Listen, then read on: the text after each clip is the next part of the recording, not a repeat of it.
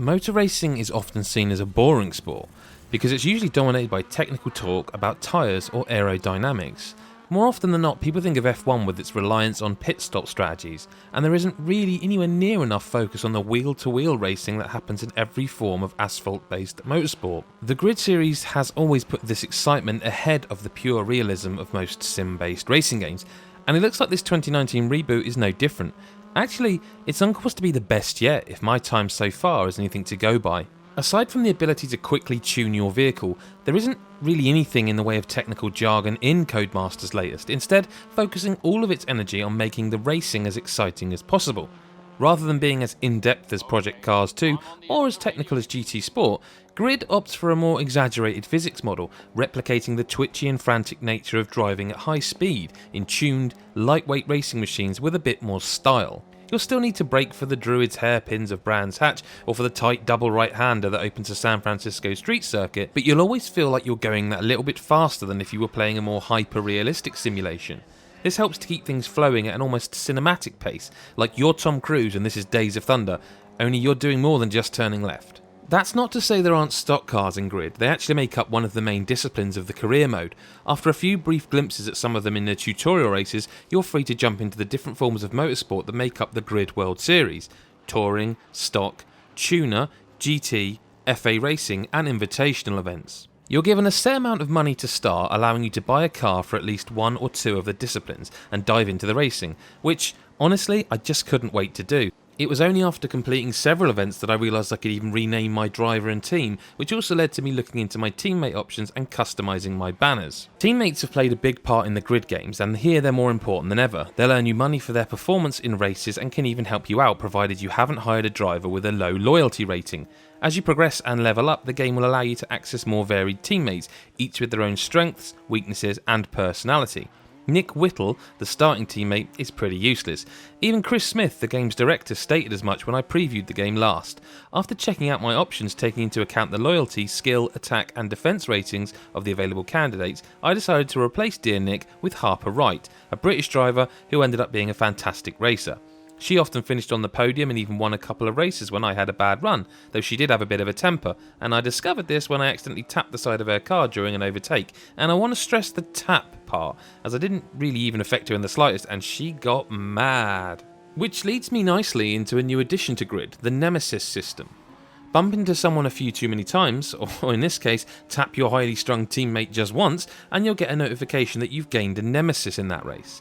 This makes the already tense racing that little bit more frantic, as there will now be a racer on track determined to beat you, with very little thought for anyone's safety. They simply won't smash you into a wall or anything, at least not on purpose, but they certainly won't hold back, and if that means trading paint and denting bodywork, then so be it. This ties into the way the AI works in this new entry into the series, as it's not just fighting against you, unless you piss them off, obviously.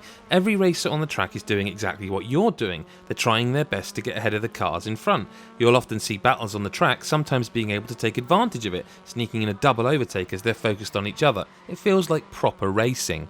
That's what impressed me the most about Grid so far. The racing is possibly the most competitive I've seen in a game like this.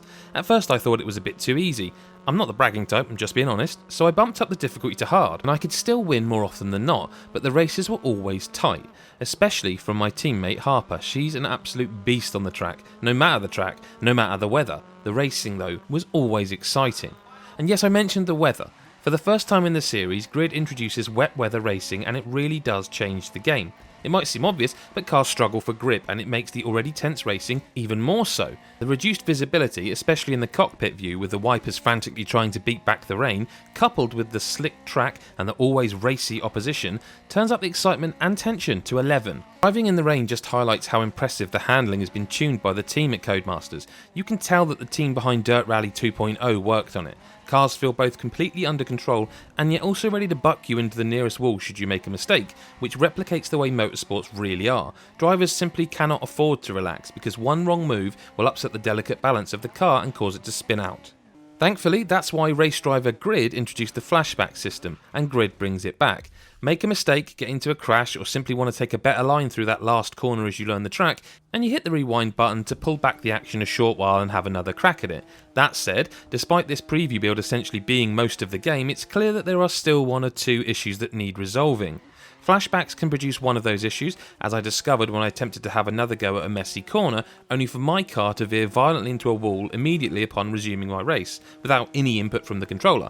That has been a rare occurrence, but if you've elected to limit the number of flashbacks available to you, and your last one just sent you into a wall, you'd be mighty unhappy. That's not the only problem I've seen either. Before each event you have the option to try a one-shot qualifying lap, improve your starting position for that race. No problems there, you're thrown into a flying lap, control being handed over as the car crosses the start line, so you're travelling at the optimum speed to begin a competitive lap. The issue I had was that some of the qualifying events wouldn't start with a flying lap, instead beginning with a standing start, putting me at a distinct disadvantage as I was already 4 or 5 seconds down by the end of the first sector, even when I had a completely clean fast drive. It rendered qualifying pointless at those events. Hopefully this is something that can be easily fixed for launch. Though my last preview was based on playing on Xbox One S, this is now on the PC, and even before taking into account the difference in hardware, I could easily see the visual upgrade in this build. I played at 1080p with high settings and enjoyed a smooth 60 frames per second experience to go with the shiny graphics, which is always appreciated in racing games. It also speaks to the quality of the PC version. The detail on the cars is impressive, with fully modelled interiors and a damage model that crumples and tears off bodywork with great accuracy. Then there are all the little effects that litter the various locations, from trackside fans and camera helicopters to fireworks and confetti that punctuate the end of each race. It looks fantastic, though occasionally you will see the textures loading in as the race introduction starts up. Night races and rain are particularly tasty though, and driving through Havana with the low sun still pouring through the summer rainfall, chef's kiss, it's beautiful. With its few flaws ironed out for launch, Grid has the potential to be as good as Forza Horizon 4, and that's something I didn't expect any racer could do, certainly not this generation. Instead of the pure realism of Project Cars 2, it relies on a more exaggerated reproduction of motorsport that I would call sim-adjacent, which is arguably more fun. Either way, this could be the most exciting representation of motorsport that I've seen, which makes me even more impatient for its final release.